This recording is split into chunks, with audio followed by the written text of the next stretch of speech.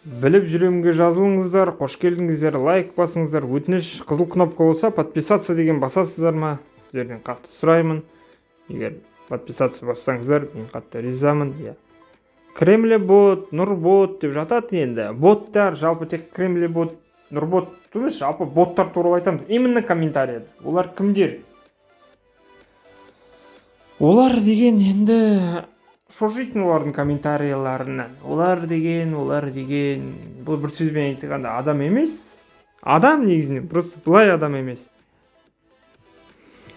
Так, олармен диалогқа керек емес, диалог жүргізбей ақ қойыңдар. Олар провокация жасайды сіздер, сіз шошисыз, мысалы.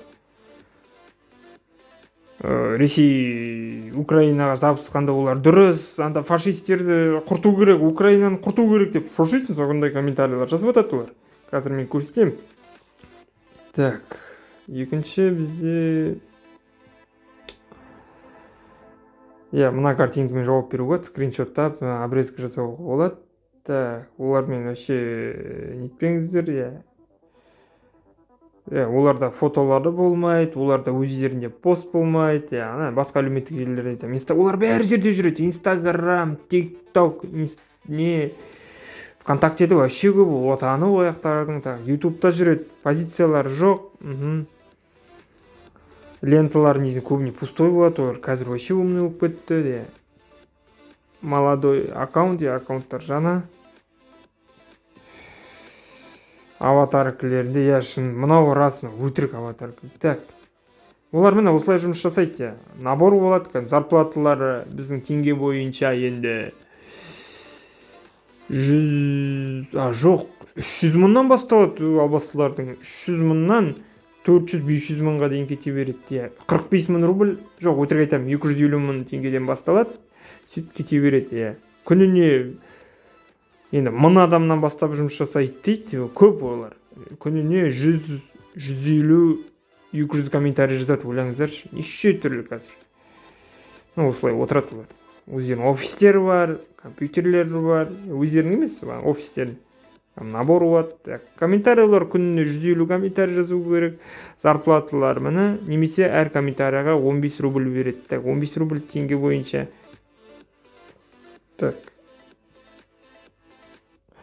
15 рублей в тенге. 15 рублей это 59 Міне 59 теңгеге. Көп анағыдай. Үшін қорқасыз олардың комментарии. Однотипный ғой көбіне.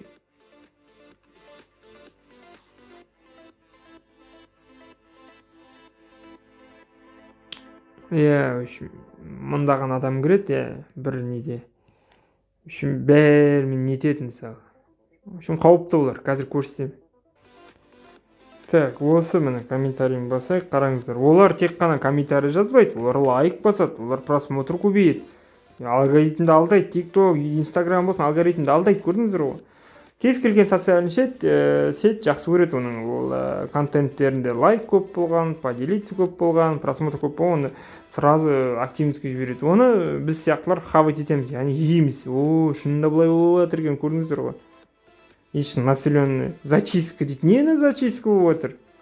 Бойцами дейді, на Украине дейді, алсаңыз. Берегите себя, көрдіңіздер ма? Однотипный комментарийлар ғой, осыны іздеңіздер, оқыңыздар. Бәрі однотипный, бір синоним дейсіз, понимаете? Біздің политикада кездесем, болашағын білмеймін.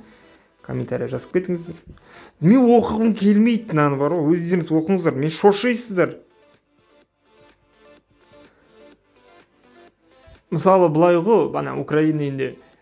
Россия очищает нациков дейді. Ресей елі Украинаны ұлтшылдардан қорғап жатыр десе, осындай комментарийлар жазады банағыда. Қазақшалай айтқанда, олар жарайсыздар ресейліктер. Мықтысыздар сіздер, үйге аман есен келдіңіздер, сіздердің арқаларыңызға біз тыныш өмір сүреміз дейді. Нағыз арыстансыңдар, мықтысыңдар Ресей мемлекеті. Ойбай, сақ бол, жаңа көрдіңіздер қандай не. Боттар мұның бәрі. Боттар жеңу қиын, шыны керек бар ғой, қалай жеңу болады, комментария жазасыздар ма? Жұмыс қой енді құрсын, надо работать. Ребята, удачи, сіздерге мойды ұсынамыз, сендер өте кереметсіңдер, сендер тек аман есен келдіңіздерші. Боттар, мен тек қана 5 жыл бойы, мен айтпақшы 5 жыл бойы боттар бар екен сенген жоқ, бұл рас нәрсе екен. Осы соғыс басталғалы 14-ші 13-ші наурызда мен сеніп бастадым. Біліп жүремге жазылыңыз, лайк басыңыз. Мен оқығым келмейді, көзімнен қаншып кетеді. Лайк басыңыз, мұндайлар тек осы видеода емес, көп бұлар. Однотипный комментарийлер опасны. Подписчик жоқ дейді, год назад. Қайдан алған аккаунттарды? Өздерінің аккаунттары бар. Год назад дейді. 7 месяц назад. Жаңадан ашылған аккаунттар. 7 года назад дейді, ал керек. Задет в наших заправках, сатып алған сияқты аккаунттарды. Сатып алу оңай аккаунттар, 6 секунд.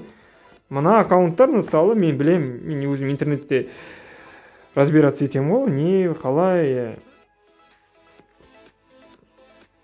Интернетте 2009-дан бері отырым ғой, былай айтсам. Интернеттің бәрін білем, қыр-сырын. Так, жетімі, бұл аккаунт қанша болады екен? Бұл аккаунт бір 300 мың жарым теңге болады енді, потому что баяғыдан ашылды. Так, мына аккаунт қанша болады? Аккаунт сатуға 6 секунд деген. Так, мына аккаунт вообще 20 рубль болады, арзан. Бір жыл. Так, мына алсаң қара. Ағылшынша жазатын көшіп кеткен. Болды, мен тоқталмаймын. Өшім боттар бар, комментте сақ болыңыздар. Қорқасыздар, боттар бар, бір видеоны таратыңыздар. Боттар дейтін однотипный комментарийлер жазайды, өтірік қолдайды. Зарплаталарын 15 рубль немесе айына 250-300 мың табады, ал көрдіңіздер, өздері бай қырсын. Бұлар мынаяқтан біреуді өлтіріп ат, баланы өлтіріп атса да, жарайсыңдар, мықтысыңдар деп жатады. Құдай сақтасын, жүрегім тоқтап қалар. Уважение, поклон дейді. А Украинада бала өліп жатыр. Біліп жүремге жазылыңыз, лайк басыңыз.